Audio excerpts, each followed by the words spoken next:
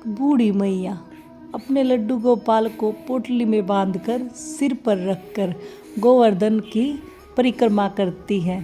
परिक्रमा करने के बाद जैसे ही पोटली को खोलती है तो क्या देखती है, बूढ़ी मैया के लड्डू गोपाल पोटली में नहीं थे। तो बूढ़ी मैया का रो रो कर बुरा हाल हो जाता है। फिर बाके बिहारी इन बूढ़ी मैया के साथ जो दिव्य चमत्कार करते हैं, यह प्रसंग ध्यान से सुनिएगा। हरे कृष्णा दोस्तों, राधे राधे। आपका मेरे YouTube चैनल पर स्वागत है। आशा करती हूँ सब खुश होंगे, मंगल होंगे। आपसे एक विनती है, अगर आपको प्रसंग अच्छा लगे तो कमेंट में राधे राधे ज़रूर करें।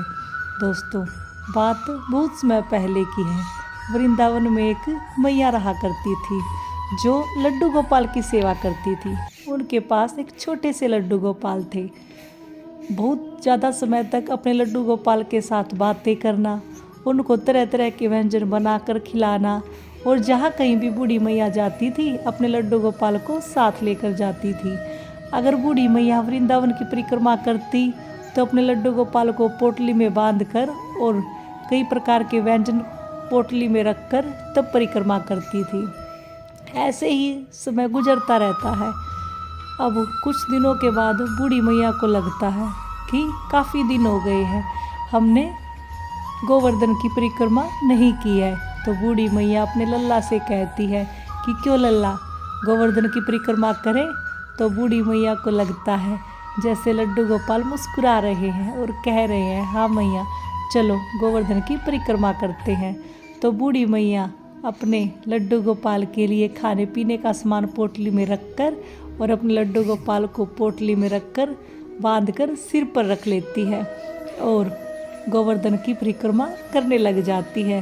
बूढ़ी मैया को ऐसा एहसास होता है जैसे लड्डू गोपाल कह रहे हैं कि मैया आज आप मुझे रोक नहीं पाओगी, आज तो मैं अपने सखाओं के साथ खेलने के लिए जाऊंगा। तो बूढ़ी मैया परिक्रमा कर रही थी, लेकिन मन में एक ही बात थी, कहीं मेरे लड्डू गोपाल भाग न जाए।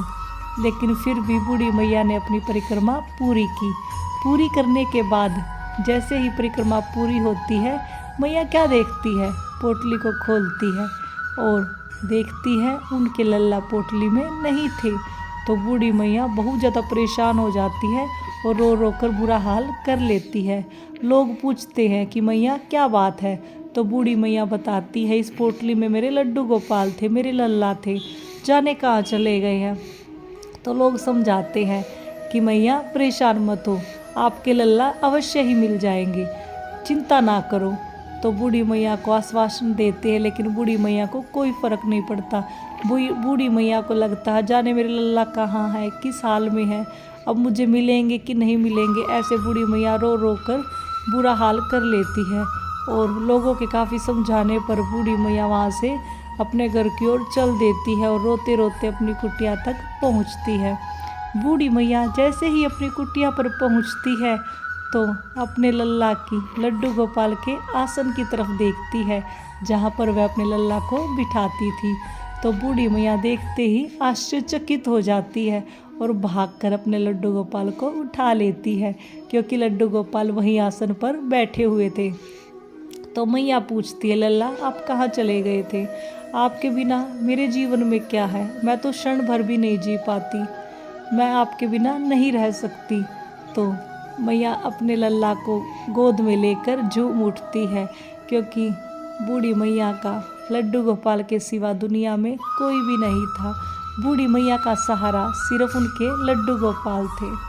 दोस्तों, बूढ़ी मैया का ऐसा रिश्ता था अपने लड्डू गोपाल के साथ। अगर आप भी अपने लड्डू गोपाल की सेवा करते हो, आप उनके साथ एक ऐसा रिश्ता जोड़िए कि यदि आप उनके बिना ना रह पाओ तो आपके लड्डू गोपाल भी आपके बिना एक पल के लिए भी ना रह पाए।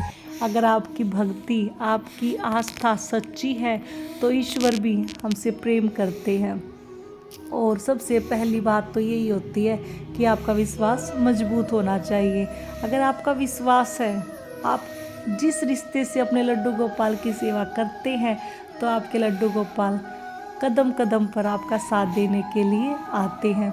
और अपने लड्डू गोपाल के साथ ऐसा रिश्ता जोड़िए, ऐसा मजबूत रिश्ता बनाइए, विश्वास भरा, कि आपका रिश्ता कभी भी टूट ना पाए। तो दोस्तों आज के लिए सिर्फ इतना ही, मिलते हैं अगली वीडियो में।